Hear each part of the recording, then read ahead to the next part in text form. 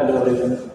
आज हम लोग मॉर्चुरी का थर्ड पार्ट यानी कि आज का ये पार्ट हमारा आखिरी पार्ट होने वाला है और इसी के साथ ये टॉपिक हम लोग कंप्लीट कर देंगे।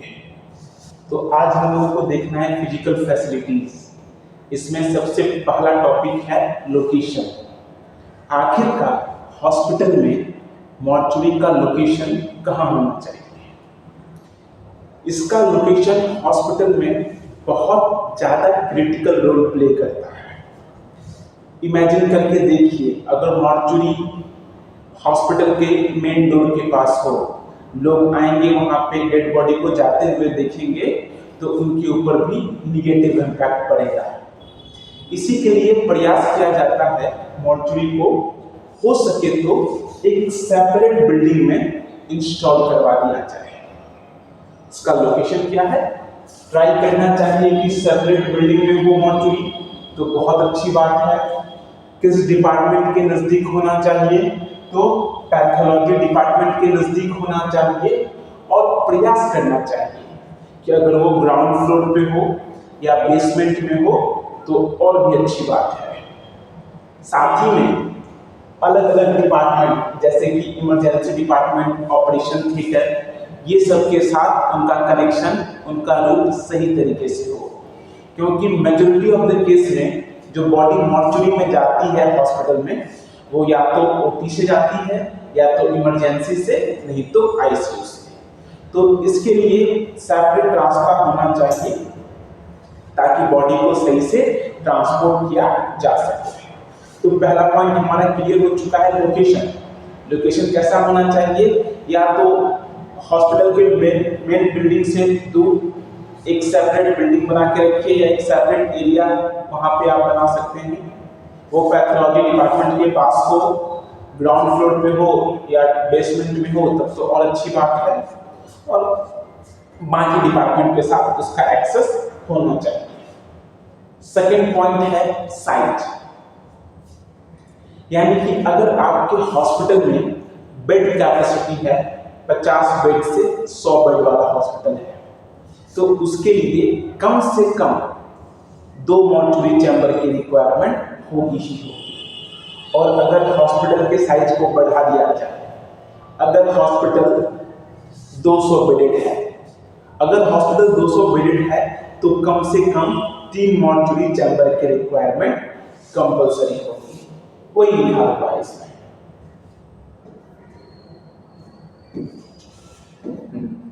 अब देखना है layout and numbers of room के बारे में। फिजिकल फैसिलिटी में और क्या सब चीज होना चाहिए? अब मॉर्चुरी है तो पार्किंग एरिया फॉर व्हीकल्स, जो भी व्हीकल्स आएंगे मॉर्चुरी डिपार्टमेंट में, उसके लिए पार्किंग एरिया सुनिश्चित ढंग से होना चाहिए। यहाँ पे एक सवाल मैं आप लोगों से पूछ रहा हूँ, डेड बॉडी को जो गाड़ी लेके जाती है उस गाड़ी को हम लोग किस नाम से जानते हैं? ठीक है। दूसरा, कवर बॉडी को, जहां पे बॉडी निकाल करके गाड़ी से मॉर्चुरी में शिफ्ट किया जाएगा, तो इसके लिए जहां भी शिफ्टिंग का प्रोसेस होता है वो एरिया भी कवर होना चाहिए। तीसरा है पोस्टमार्टम रूम, मेडिकल एग्जामिनेशन जो किया जाएगा डेड बॉडी का, इसके लिए भी रूम की रिक्वायरमेंट होगी। स्टोर चैम्बर्स, जैसा कि आप लोग को पता है, बॉडी को निगेटिव चैम्बर में, पॉजिटिव चैम्बर में रखना होता है, तो चैम्बर तो रिक्वायरमेंट होगी। ट्रॉली वे, यानी कि वहां पे मूवमेंट करने के लिए रास्ता ठीक ठाक होना चाहिए। एक ऑफिस रूम होना चाहिए, उस ऑफिस रूम में रिकॉर्ड रखा जाएगा। जो मॉर्टिशियन रिकॉर्ड को मेंटेन करके रखते थे, वही इसी रूम में रखा जाएगा। और पैथोलॉजिस्ट रूम, इसी रूम में डॉक्टर्स लोग वगैरह आकर के रेस्ट करते हैं। और फिर एक चेंजिंग रूम होना चाहिए स्टाफ के लिए, वहां पे टॉयलेट्स की फैसिलिटी होनी चाहिए, स्टोर रूम होना चाहिए, क्लीन सप्लाईज, इक्विपमेंट, इंस्ट्रूमेंट और केमिकल वगैरह को रखने के लिए। विजिटर और उनके जो भी रिलेटिव्स वगैरह आते हैं उनके लिए वेटिंग एरिया होना चाहिए। और मॉर्चुरी टेक्नीशियन और अटेंडेंट्स के लिए भी रूम की फैसिलिटी होनी चाहिए। अब हम लोग देखेंगे कि अगर आप मॉर्चुरी को डिजाइन कर रहे हो तो वहां पे किन किन बातों का ख्याल रखना है। सबसे पहले फ्लोर यानी कि फर्श कैसा होना चाहिए मॉर्चुरी का, तो आरसीसी होना चाहिए। आरसीसी का मतलब होता है रीइंफोर्स्ड सीमेंटेड कंक्रीट का जो बना हुआ होता है वो चाहिए। फ्लोर हार्ड होना चाहिए, ड्यूरेबल होना चाहिए यानी कि लंबे समय तक चलने वाला होना चाहिए, आसानी से साफ हो जाए, मॉइस्चर प्रूफ हो, नमी वहां पे ना लगे, ना ही वो स्लिप।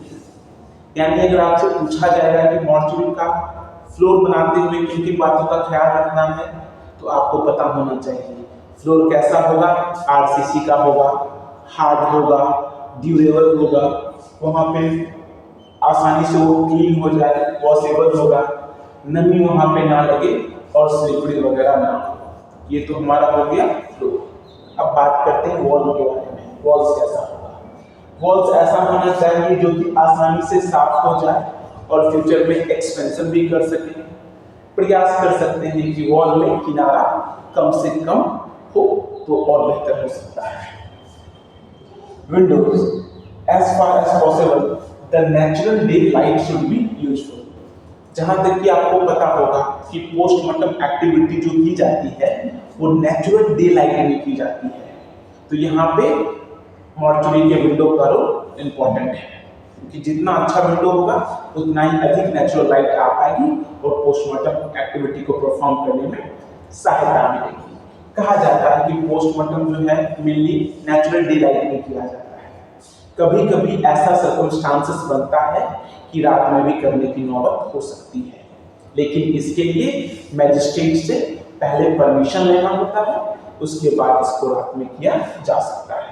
कुछ ऐसा हाई प्रोफाइल केस के बारे में आप लोग जानते होंगे जिसमें रातों रात पोस्टमार्टम कर दिया गया था। अब डोर्स यानी कि इसका दरवाजा कैसा होना चाहिए? इसका दरवाजा वाइड इनफ होना चाहिए, इसका दरवाजा इतना बड़ा होना चाहिए कि वहां पे आसानी से पोर्टेबल एक्सरे मशीन का मूवमेंट करवाया जा सके। यानी दरवाजा इतना बड़ा होना चाहिए कि पोर्टेबल एक्सरे मशीन को ले जाने या लाने में किसी प्रकार की समस्या नहीं होनी चाहिए। और दरवाजा भी कैसा होना चाहिए? स्लाइडिंग दरवाजा होना चाहिए, ताकि एरिया का इस्तेमाल भी बहुत अच्छे ढंग से किया जा सके।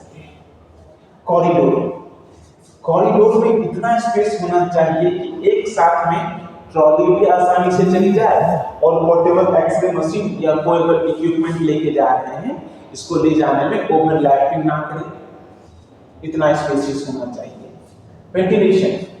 वेंटिलेशन के लिए एग्जॉस्ट फैन होना चाहिए और कम से कम 10 एयर चेंज पर आवर होना चाहिए। ये बहुत बहुत बहुत इंपॉर्टेंट है।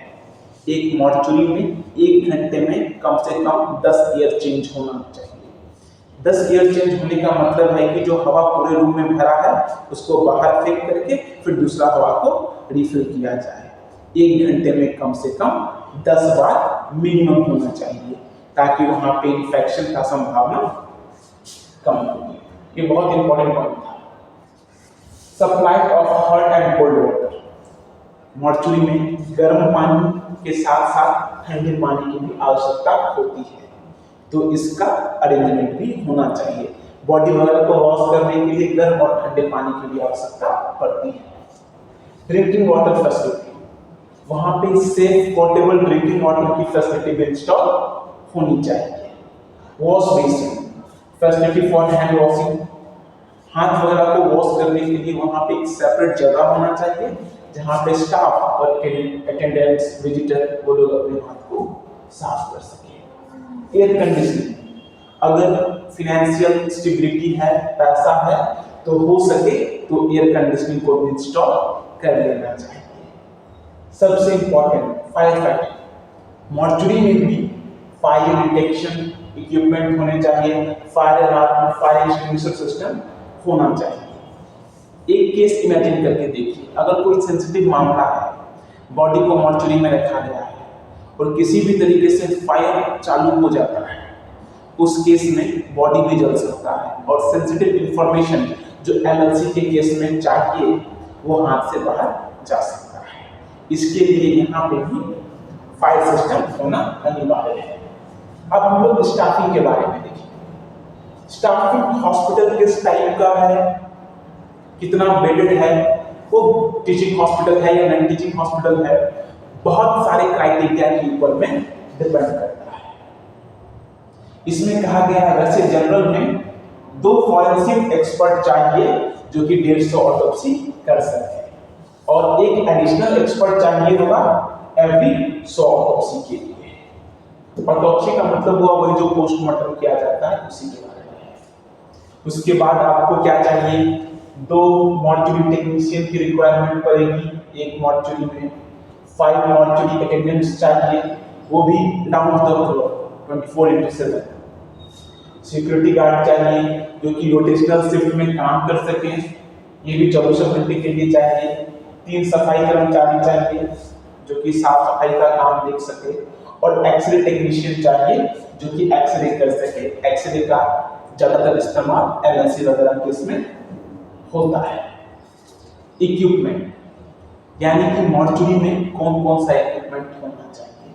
वैसे इक्विपमेंट तो बहुत सारे चाहिए होते हैं, लेकिन मैंने कुछ कुछ बेसिक इक्विपमेंट को यहाँ पे मेंशन कर रखा है। जैसे कि एक कोल्ड चैम्बर होना चाहिए टेम्परेचर मेंटेन करने के लिए, जैसे कि आपको पता होगा अलग अलग चैम्बर, इसमें क्या था -25 डिग्री सेल्सियस से -15 से -25 डिग्री सेल्सियस निगेटिव चैम्बर, +2 से +4 पॉजिटिव, ये आपको हो गया टेम्परेचर। ऑटोप्सी टेबल जहाँ पे ऑटोप्सी परफॉर्म किया जाएगा, टेबल चाहिए, चेयर चाहिए, टूल्स चाहिए, फाइल कैबिनेट्स, लॉकर, ये सब तो बेसिक चीजें हैं। कंप्यूटर और प्रिंटर चाहिए, सैनिटाइजर चाहिए, छोटा है लेकिन बहुत काम का है ये। इंस्ट्रूमेंट कैबिनेट्स चाहिए, portable x-ray machine very very important, weighing machine वजन नापने के लिए, लार्ज सिंक चाहिए जहाँ पे हॉट एंड कोल्ड वाटर का फैसिलिटी होना चाहिए, और इम्बलेमिंग मशीन आप लोगों को इम्बाल्मिंग मशीन के बारे में पहले ही आपको बता चुके हैं। ये वही मशीन है जिसके हेल्प से हम लोग बॉडी को प्रिजर्व करके रखते थे। आर्ट्रियल इम्बाल्मिंग वगैरह ध्यान में होगा, कैविटी इम्बलेमिंग। अब मैनेजरियल इशू क्या है, क्या क्या कठिनाई आती है एक मॉर्चुरी को मैनेज करने में। सबसे पहला समस्या लिखा हुआ infrastructure and facility management, इनएडिक्वेट space. कभी कभी क्या होता है, बहुत छोटे स्पेस में आपको मॉर्चुरी ऑपरेट करने के लिए दे दिया गया है, तो ओवरक्राउडिंग की तरफ फील होता है। पुअर मेंटेनेंस, अब आपके पास जो रेफ्रिजरेटर वगैरह है, प्रॉपर वेंटिलेशन का सिस्टम नहीं है, अनहाइजीनिक कंडीशन है, ये सब मैनेजरियल इशू है। Infection control, risk of contamination if BMW protocols are not followed.